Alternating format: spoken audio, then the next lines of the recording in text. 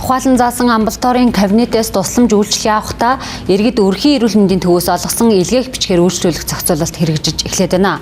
За энэ нь иргэдэд чирэгдэл дагуулж эмнэлгийн үйл ажиллагаанд ч хүндрэл үүсгэж байна гэдэг хэллээ. Харин нөгөө талдаа энэ зохицуулалт нь эмнэлгийн зохиомл ачааллыг бууруулж лавлага шатлалын эмнэлгийн зааж өгсөн эмчилгээг өрхийн эрүүл мэндийн төвийн хяналтанд оруулах зорилготой гэж тайлбарлалаа. Сонгаархан дүүргийн эрүүл мэндийн төвийн дотрын тасгаар үйлчлүүлэхээр хүлээж байгаа иргэдэд эргэлзэж тэнэгэлсэн байдалтай байлаа. За учир нь тэд тус тасгаар үйлчлүүлэхийн тулд хоног хугацаа алдсан талаараа хэлж учралсан юм. Энтгийг заавал хааж ижир гээд ингээд чирэгдүүлдэг. Би болохоор зүр өөрөө толгой эргээд кулгойд явж чадахгүй айгүй хэцүү яваад байгаа байхгүй. Нэг тийм хүндрэл тэр над хэцүү байна. Тэгээ бас харьяа одоо өрхийн эмнэлгээсээ бас 13 А маягт авчирч бас энд үзүүлэн гэхээр одоо тэр чинь бид нэр одоо энэ эмнэлэг шийдээд юу илгээсэн байхдаа одоо бид нэрийг ингээд явуулаад байх чинь өвчтөе бидний хувьд бол үүнд ингээд битээ ганцаараа яваад та ойрчин шүү гэжсэн мөртлөөсөн би одоо яа харахгүй л амьдралын шаардлага ганцаараа л явж байна. Бол өрхөөх эмнэлэгт үзүүлэлт шинжилгээ мэлээ өгдөг. Тэр нь бол байхгүй эндээ байдаг. Тэгээд өрхийн бид нар ч үнтэй настай болохоор ч нэг 7 хоног эмчилүүлэх нэг соёо тест хэрэгтэй шүү дээ. Өдөр эмчилгээнд 3 хүн дэрдэг 5 тэрэн тансаар 2 болдог гэдэргээд тэгэл би одоо харьяалынхаа дагуу энэ 14 дуу төвд үзүүлэх гээд 7 хоног 14 хоног л нийтдээ явж байна. Эмнэлгийн дотрын тасгаар жирэмсэн эхчүүд мөн тусламж үйлчлэг авдаг. Тус тасаг өдөрт 32-оос 44 хүн үзэх нормтой байдаг ч за энэ нь 50-аас 60 хүрэх тохиолдол байдаг тул илгээх бичиг эмч нарын ажилд ч хүндрэл үүсгэж байна гэлээ.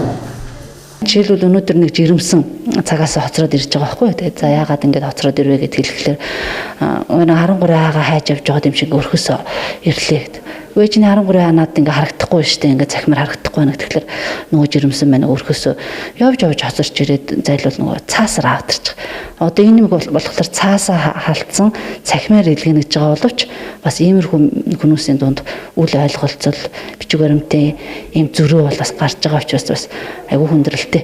Энийг тайлбарлан ярин цаг хугацаа явна олон хүн ард очрлож байгаа учраас ийм асуудлууд зөндөө гарч байгаа. Өвчтөн аливаа бичиг шатлал хүлээснээр өвчлөл хүндрэх асуудал үүсэж байгааг эмчилж байсан. За мөн нэг иргэнийг даатгалаас 21160 төгрөгөөр үзэх нормтойч за нэгэнд ороод ирсэн иргэдийг кассанд мөнгө тушаа гэж хэлэхэд хүндрэлтэй байгаа тул 1160 төгрөгөөр үзэх тохиолдол сүүлийн өдрүүдэд их гарсан талаар мөн хэлсэн. Манай эмнэлгээр ч юм уу дотрын нэг өвчтөй хүн ирээд үзүүлээд хатгаач ч юм уу бронхич юм уу тавигдаад эмчилгээг нь бичүүгээд нөгөө хүмүүсийг хариулсан шүү дээ. Тэгээд тухайн хугацаанд нэг 7 хоногийн ч юм уу 10 хоногийн дараа тухайн хүн шууд лавлага шатал дээр манай эмнэлэгтээ давтан үйлчлэг хийлгэх тохиолдолд тэр бичиг шаардаад байгаа. Юу гэсэн үг вэ? Энэчээс бичсэн эмчилгээгээ ч юм уу үйлчлэгээ өрхийн эмнэлэгтээ хяналтанд оруулахыг л зорж байгаа. Нэг хэрэгсэл болгож ашиглаж байгаа. Тэрнээс биш одоо толгой дараалан бүх хүмүүсээс 13 А маягт ч юм уу шаардж байгаа зүйл бол байхгүй. Иргэний тусламж үйлчлэгээ авах эрхийг нь хатуу хязгаарлаад байгаа биш.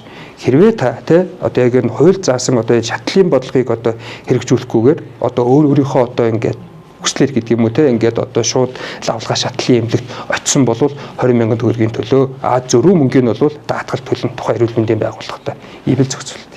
Өрхийн эрүүл мэндийн төвөнд төхөөрөмж тутмаг зөвлөгөө хангалтгүй байдаг гэдгийг иргэд төдийгүй дүүргийн эмнэлгийн эмч нар ч хэлж байлаа. За октоол шинээр хэрэгжиж эхэлсэн илгээх бичгэн цахимаар хэрэгжинэ гэсэн боловч бодит байдал дээр цаас дамжуулах тохиолдол гарч байгаа гэлээ. За эндээс үзэхэд бид ураг шалгасан уу, ухарч алгасан уу гэдг нь эргэлзээ дагуулж байна.